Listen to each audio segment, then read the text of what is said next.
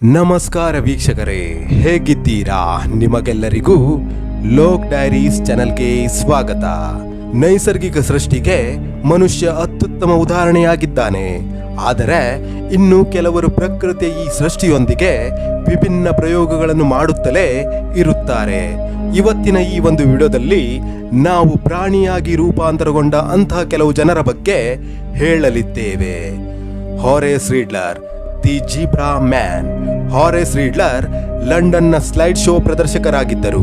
ಹಾರೇಸ್ ರೀಡ್ಲರ್ ತನ್ನ ದೇಹದಾದ್ಯಂತ ಜೀಬ್ರಾಗಳಂತೆ ಟ್ಯಾಟೂಗಳನ್ನು ಹೊಂದಿದ್ದನು. ಅವರ ಮೈ ಮೇಲೆ ಜೀಬ್ರಾಗಳಂತೆ ಕಪ್ಪು ಬಿಳುಪು ಬಟ್ಟೆಗಳಿದ್ದವು. ಹಾರೇಸ್ ರೀಡ್ಲರ್ ಸ್ವತಃ ತನ್ನ ಹೆಸರನ್ನು ದಿ ಗ್ರೇಟ್ ಓಮಿ ಅಥವಾ ದಿ ಗ್ರೇಟ್ ಜೀಬ್ರಾ ಎಂದು ಬದಲಾಯಿಸಿಕೊಂಡರು.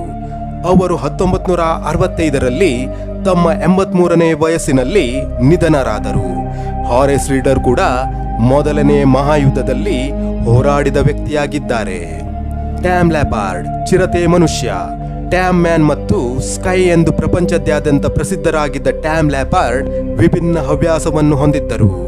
ಟ್ಯಾಮ್ ಲ್ಯಾಪಾರ್ಡ್ ಅಕ್ಟೋಬರ್ 14, 1935ರಂದು ಬ್ರಿಟನ್ನ ವುಡ್ ಬ್ರಿಡ್ಜ್ನಲ್ಲಿ ಜನಿಸಿದರು. ಅವರು ಮೊದಲು ಗಿನ್ನಿಸ್ ವಿಶ್ವ ದಾಖಲೆಗಳಿಂದ ಟ್ಯಾಟೂಡ್ ಮ್ಯಾನ್ ಆಫ್ ವರ್ಲ್ಡ್ ಎಂದು ಗುರುತಿಸಲ್ಪಟ್ಟರು ಮತ್ತು ನಂತರ ಹೆಚ್ಚು ಹೆಚ್ಚು ಅಚ್ಚೆಗಳನ್ನು ಹೊಂದಿರುವ ಹಿರಿಯ ನಾಗರಿಕರಾಗಿ ಗುರುತಿಸಲ್ಪಟ್ಟರು. 80ನೇ ವಯಸ್ಸಿನಲ್ಲಿ ನಿಧನರಾದರು. ಟ್ಯಾಮ್ ಲ್ಯಾಪಾರ್ಡ್ ತನ್ನ ದೇಹದ ಸುಮಾರು 100% ಭಾಗದಲ್ಲಿ ಚಿರತೆ ಮತ್ತು ಚಿರತೆಯಂತಹ ಅಚ್ಚೆಗಳನ್ನು ಹೊಂದಿದ್ದನು. ಅವನ ದೇಹದ ಮೇಲೆ ಅಚ್ಚೆ ಹಾಕಿಸಿಕೊಳ್ಳಲು ಒಟ್ಟು ಖರ್ಚು ಸುಮಾರು 5500 ಪೌಂಡ್ ಆಗಿತ್ತು. ಇಂದು ಜಗತ್ತು ಅವನನ್ನು ಚಿರತೆ ಮನುಷ್ಯ ಎಂದು ಕರೆಯುತ್ತದೆ. Lucky diamond rich. Lucky diamond rich ತನ್ನ ದೇಹದಾದ್ಯಂತ ಅಚ್ಚೆ ಹಾಕಿಸಿಕೊಂಡ ವಿಶ್ವದ ಏಕೈಕ ವ್ಯಕ್ತಿ. ಕಣ್ಣು, ಕಿವಿ, ಮೂಗು, ಕೆನ್ನೆ ಹೀಗೆ ಅವರ ದೇಹದ ಪ್ರತಿಯೊಂದು ಭಾಗದಲ್ಲೂ ಅಚ್ಚೆಗಳಿವೆ.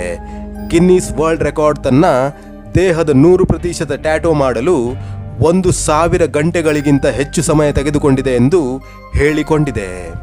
ಅವರು ತನ್ನ 16ನೇ ವಯಸ್ಸಿನಲ್ಲಿ ತಮ್ಮ ಮೊದಲ ಅಚ್ಚೆ ಹಾಕಿಸಿಕೊಂಡರು ಮತ್ತು 28ನೇ ವಯಸ್ಸಿನಲ್ಲಿ ಅವರು ತಮ್ಮ ದೇಹದಾದ್ಯಂತ ಅಚ್ಚೆಗಳನ್ನು ಹೊಂದಿದ್ದರು. ಈ ಕಾರಣಕ್ಕಾಗಿ ಇದನ್ನು 2006ರಲ್ಲಿ ಗಿನ್ನಿಸ್ ವಿಶ್ವ ದಾಖಲೆ ಪುಸ್ತಕದಲ್ಲಿ ಉಲ್ಲೇಖಿಸಲಾಗಿದೆ. Ted Richards, parrot man. 56ನೇ ವಯಸ್ಸಿನ Ted Richards Bristol, United Kingdom ನಿವಾಸಿಯಾಗಿದ್ದು ಅವರು ಗಿಳಿಗಳನ್ನು ಪ್ರೀತಿಸುತ್ತಾರೆ. ಇವರಿಗೆ ಗಿಳಿಗಳೆಂದರೆ ತುಂಬಾ ಇಷ್ಟ. ಅವರು ಗಿಣಿಯಂತೆ ಕಾಣಲು ಬಯಸುತ್ತಿದ್ದರು. ಗಿಣಿಯಂತೆ ಕಾಣುವ ಈ ಬಯಕೆಯು ಅವನ ಮೇಲೆ ಪ್ರಭಾವ ಬೀರಿತ್ತು ಮತ್ತು ಅವನು ತನ್ನ ದೇಹದಲ್ಲಿ ತೀವ್ರ ಬದಲಾವಣೆಯನ್ನು ಮಾಡಿದ್ದನು. 1976ರಲ್ಲಿ ಟೆಡ್ ತನ್ನ ಮೊದಲ ಅಚ್ಚೆ ಹಾಕಿಸಿಕೊಂಡನು. ಅಂದಿನಿಂದ ಅವನು ತನ್ನ ದೇಹದಾದ್ಯಂತ ಅಚ್ಚೆ ಹಾಕಿಸಿಕೊಂಡಿದ್ದಾನೆ.